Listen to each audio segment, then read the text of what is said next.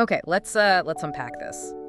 You probably just assume, right, that if your home's connected to a water system, pipes and all, you've got water flowing whenever you need it. Yeah, like flipping a light switch. It's just there.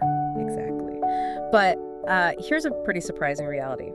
For more than 1 billion people worldwide, even with those pipes, the water doesn't flow continuously, not 24/7. And this is what we call intermittent water supply, or IWS for short. And it's not just, an inconvenience. Oh, definitely not. The consequences go way beyond that. Yeah. When those pipes aren't constantly full under pressure, contaminants can actually get sucked in through leaks. Right, so unsafe water quality. Exactly. Which contributes to health problems. Plus, households end up having to cope. Yeah. They install expensive storage tanks, maybe buy water from other sources that might not be reliable. It adds a huge cost and burden. So, okay, the global goal is clear. Continuous water supply, CWS. That 24/7 flow, that's the gold standard. That's what everyone's aiming for, yeah. But if you don't have that, if you're dealing with IWS, how do you actually measure it? How do you track if things are getting better, moving towards continuous? Well, that's the real problem we're diving into today. Yeah. Because there isn't just one standard agreed upon way to report how continuous the supply is when it's not continuous. Right. So how do we even know how intermittent it is? Exactly. And the sources we're looking at tackle this head on. They compare two really different ways people try to measure IWS. Okay, what are they? So on one side, you've got the data, the water utilities themselves report, numbers they might track for their own performance or report to networks like the World Bank's IBNET, which gathers this kind of utility data globally. Okay, the official utility numbers. Right. And then on the other side, you have what people actually experience in their homes, what they report in big household surveys. Like the demographic and health surveys, DHS. Yeah, exactly, like the DHS. Those collect all sorts of health and population data, and they include questions about access to services like water. Got it. Utility reports versus household experience. And this study we're looking at focuses specifically on Peru. That's right. It compares these two data sources, the utility reports and the household surveys in Peru between 2010 and 2014. Looks at the whole country, but then, crucially, digs down into the regions. And what did they find? At the national level, did the numbers match up? Well, this is where it starts getting interesting. Nationally, for Peru during that time, the estimates of how many people had IWS were actually surprisingly close. Really? Yeah. The utility data suggested it was around maybe 20 to 21% of the population. And the household data, it put the figure somewhere between 23 and 26% reporting outages. Huh. So looking just at the whole country, you might think, okay, they're telling basically the same story. Maybe a slight difference, but pretty close. You might think that. But, and this is the really big finding, the major twist in the study, while those national numbers looked similar, when they actually broke it down region by region within Peru, the picture completely fell apart. A dramatic mismatch. In 21 out of the 23 regions they analyzed, the utility throbs for IWS just did not line up with what households were saying in the surveys. Not even close in many cases. Wow. So complete disconnect at the local level. Totally. You'd see regions where the utilities reported they were providing continuous supply or, very high hours of service. But the people living there? The households in that exact same region were reporting frequent water outages. And it went the other way, too. Regions where utilities admitted to having significant intermittency. And the households? The surveys suggested fewer households were actually experiencing outages than you'd expect from the utility numbers. It was all over the place. So that tidy national average was basically hiding this huge, almost chaotic mismatch underneath. Precisely. And the study points out that part of this complexity comes down to how you even define IWS. There's no single global standard for how utilities should report intermittency. Right. What counts as intermittent? Well, the UNICEF Joint Monitoring Program, the JMP, they use a threshold of less than 12 hours per day of supply to classify utilities as having IWS for their global tracking. Okay, less than 12 hours a day. So when the study applied that specific definition to the Peru utility data, the national estimate for IWS came out at about 21%, which lines up pretty well with the lower end of the household survey results. Okay, that seems consistent then. But wait, then the researchers tried a different threshold using the same utility data. They asked, what if we define IWS for utilities as getting less than 16 hours per day? So a slightly higher bar for what counts as good service. Exactly. And just by changing that threshold from 12 to 16 hours, boom, The national IWS estimate based on utility reports jumped to 26%. Whoa, that's a big jump just from changing the definition. It is. And suddenly, that 26% figure aligns almost perfectly with the average national figure from households reporting they'd had an outage in the last 2 weeks. Okay, so the definition really, really matters. Just changing it by a few hours shifts the national number by 5 percentage points. It shows just how sensitive these measurements are. The definition you pick can totally change the story the utility data tells, at least at the national level. And it's not just the utility side that's tricky, right? The study also looked closely at the household surveys. Yes, they did. And they found issues there, too. Even inconsistencies within the same households when they answered slightly different questions about their water. What do you mean, like contradicting themselves? Kind of. It raises this really important question about what those survey questions are truly capturing. They looked at 2 specific questions from the DHS surveys in Peru. Okay. One asked households if their water was available for one whole day. Simple enough, right? Seems straightforward. Then another question, asked later in the survey, was whether their water supply had been discontinued for a day or more in the last 2 weeks. Okay, slightly different phrasing. One about general availability, one about a specific interruption. Right. And you'd think those 2 questions would basically measure the same thing, or at least correlate very strongly. Yeah, you would. But they didn't. Significantly more households said their water was available for one whole day than said it had not been discontinued for a day or more in the last 2 weeks. Wait, say that again? More people said it was available all day? Then said it hadn't been cut off recently, which seems contradictory. It does. How can it be available all day if it was also discontinued recently? Well, and this is the fascinating insight from the study. The question about the discontinuation, the outage in the last 2 weeks, seems to be a better indicator of the actual continuity of the pipe supply itself. Better than asking if it was available all day. Why? Because households living with IWS are incredibly resourceful. They adapt, they put in storage tanks on their roofs, they collect rainwater, they buy water from trucks. I see. So even if the utility supply cuts out. Exactly. Even if the tap connected to the utility network isn't flowing for hours, they might still tell a survey taker that water was available for one whole day because, well, they could get water from their tank or some other source whenever they needed it that day. So available to them doesn't necessarily mean flowing from the utility pipe 24/7. Precisely. But the question about whether the supply was discontinued seems to cut through that adaptation.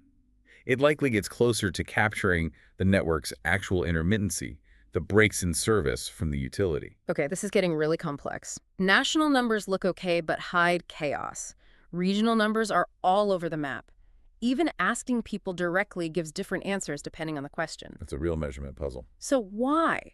Why are those regional numbers so out of sync? Why don't the utility reports match what people are experiencing on the ground in those specific areas? Well, the study points to a few likely reasons.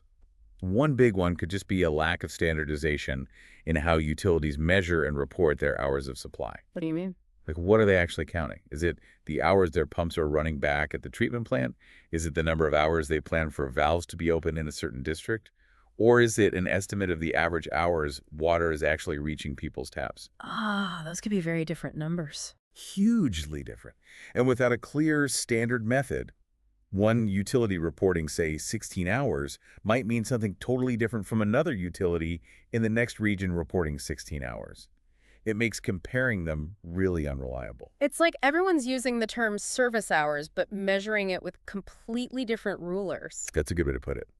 Another key factor is that utility data often just gives an average for their entire service area. But water networks aren't uniform, right? No, definitely not. Think about it. Households way out at the end of the pipeline, or maybe at higher elevations, or just further from the main source, they're much more likely to get fewer hours of supply or lower pressure than people closer to the start of the system. Right. The average doesn't tell you about the extremes. Exactly. A utility might report an average of, say, 18 hours a day for their whole area. But that average could hide the fact that some neighborhoods get 247 supply, while others down the line only get maybe 6 hours. And the household surveys might pick up that variation. They might be better at it, yeah.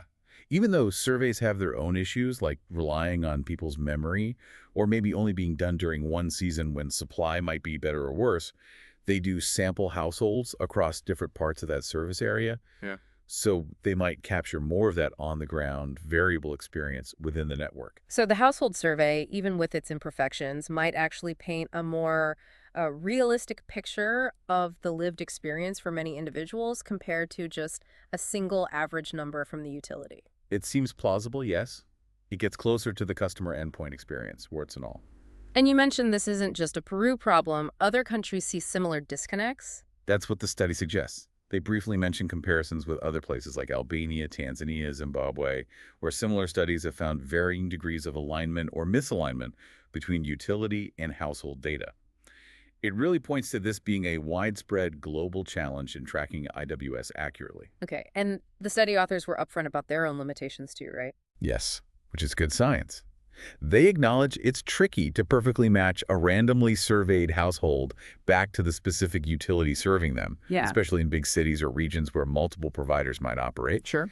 And also, just the nature of simplifying this complex reality of IWS down to just classifying a whole utility or a whole region as simply intermittent or continuous. That obviously misses a ton of nuance about the variation happening street by street or even house by house, depending on your exact spot in the network. It's definitely a tangled web of data issues. It is.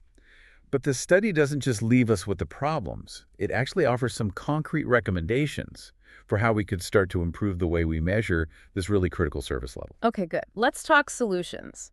Given all these measurement headaches, what did the authors suggest could actually make things better? How can we get a clearer picture? Well, a primary recommendation is pretty fundamental.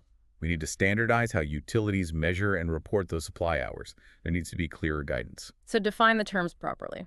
Exactly. Yeah. Are we talking pump runtime, planned distribution time, or estimated hours received at the tap? They suggest utilities could potentially use data from their valve operators, the people who actually manage supply times in different zones, or incorporate customer feedback, like complaint logs, maybe even deploy sensors in the network. Sensors sound high-tech. Feasible. Well, sensors bring their own challenges, especially installing and maintaining them in systems where the pressure is going up and down all the time. But the core idea is consistency and transparency. Be clear about what number you're reporting and exactly how you get it. Precisely. Another really crucial point they make is about capturing the patterns of supply, not just dumping everything into a single average number of hours per day. Ah, right. Because an average can hide so much. Totally. An average of, say, 10 hours a day. Yeah. What does that actually mean for someone's life? Is it 10 hours every single morning, predictably? Or is it maybe 20 hours, but only every other day? Or maybe it varies wildly between the wet and dry seasons. Yeah, knowing the pattern makes a huge difference in how you manage. Immense difference. So they suggest reporting things like the number of days per week supplies available, or providing ranges for different times of year. That gives a much more useful, functional picture of how people actually receive and have to manage their water. That makes a lot of sense. The pattern really dictates how you have to live your life around the water schedule, which I guess leads right into their third recommendation about predictability. Absolutely. This is key, is the intermittent supply scheduled. And maybe even more importantly, is that schedule actually followed? Is it reliable? Because knowing when the water is coming is huge. It's critical. Even if it's only for a few hours a day, if you know when those hours will be, households can plan. They know when to fill their tanks, when they can do laundry, when someone needs to be home to manage it. Predictable intermittency, well, definitely not the goal, is something people can often manage. But unpredictable outages. That's incredibly disruptive, stressful. It forces people to scramble, maybe spend time and money they don't have seeking other water sources, or miss work or school because they're stuck waiting, hoping the water comes back on. So measuring the predictability or lack thereof is just essential for understanding the real impact IWS has on people's daily lives and well-being. Okay, so moving beyond just a simple average hours number, we need standardized reporting, we need to understand the pattern of supply over time, and we need to assess its predictability. That sounds like a much more nuanced and ultimately more useful way to actually measure IWS. Yeah, it really shifts the focus, moving away from just a basic utility output metric towards understanding the functional service level that the customer actually experiences. Right. So let's try and wrap up this deep dive then. Looking at this data from Peru, what it really shows us quite compellingly is that even if the big national numbers for intermittent water supply from utilities and households seem kind of close, Superficially similar, yeah. The reality on the ground, when you drill down region by region, reveals these really significant widespread gaps and mismatches. And that difference isn't just, statistical noise or small errors. It really points to some fundamental challenges in how we're measuring water supply continuity when that supply isn't continuous 24/7. Yeah, the way utilities collect and report data often isn't standardized. It can hide huge variations in service within their own networks. And even the household surveys, which might get closer to individual experience in some ways, they have their own complications. How you phrase the question matters, how people have adapted to gaps in service matters. It's complex. And understanding these measurement problems is just so important. For you, listening, and for anyone working on improving global water access, why? Because you can't really track progress effectively towards that goal of continuous supply. And you can't design the best strategies to actually help the billion-plus people living with IWS. Unless you have accurate data, data that reflects their actual lived experience. If your measurements are off, your solutions might completely miss the mark. Absolutely. And it leaves us with a really important question for you to think about. If those official utility reports often don't match up with what people are actually experiencing. And even our best efforts to ask households directly run into these nuances and inconsistencies. How confident can we really be about understanding the true scale and nature of the IWS problem globally? And when we talk about that goal of water being available when needed, what does that phrase truly mean? And how do we measure it properly when capturing that very idea of availability turns out to be this complicated? It's a fundamental measurement challenge we really need to grapple with if we're serious about ensuring reliable, safe water for everyone, everywhere.